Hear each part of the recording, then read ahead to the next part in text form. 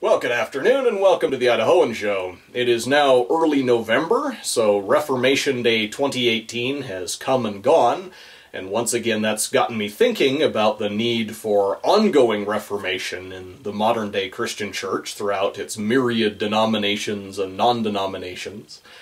I'm pondering whether there could be unbiblical doctrines or teachings or other practices that have crept into our churches and created areas where we need to reform.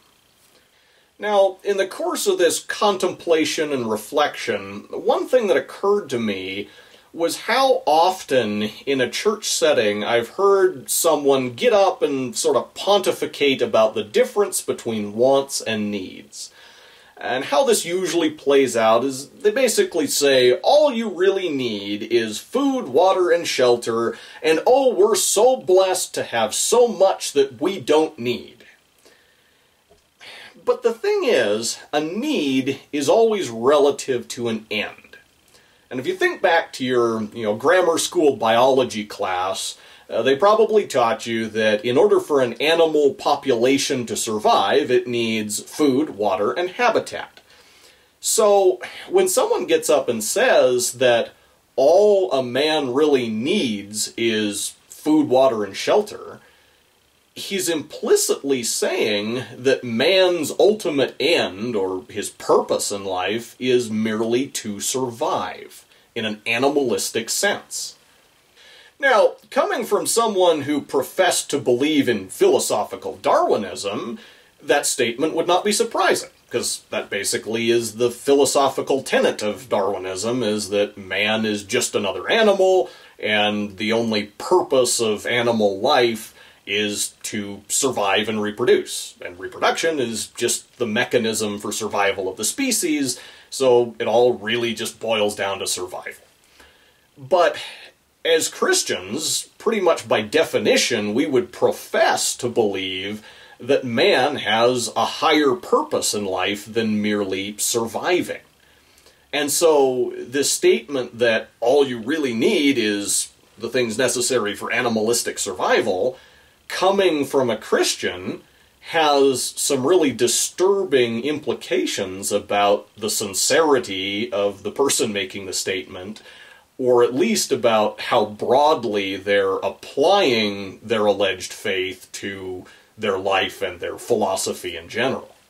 As Christians, we would assert that man's overarching purpose in life is to glorify God.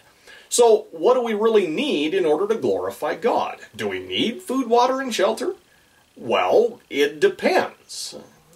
There's a lot of different ways in which man can glorify God. Throughout history, there have been plenty of people who've glorified God in martyrdom.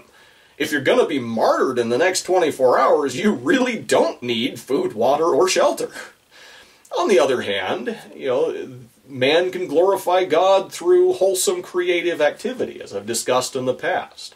If your current calling is to glorify God through fine carpentry, maybe you need a table saw in order to fulfill your purpose in life.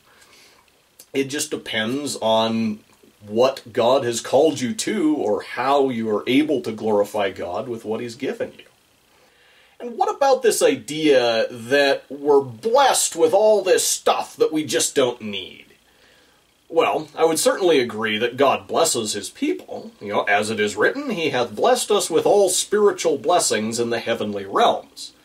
And I would assert that God also gives us material resources to apply in the pursuit of the fulfillment of our purpose in life.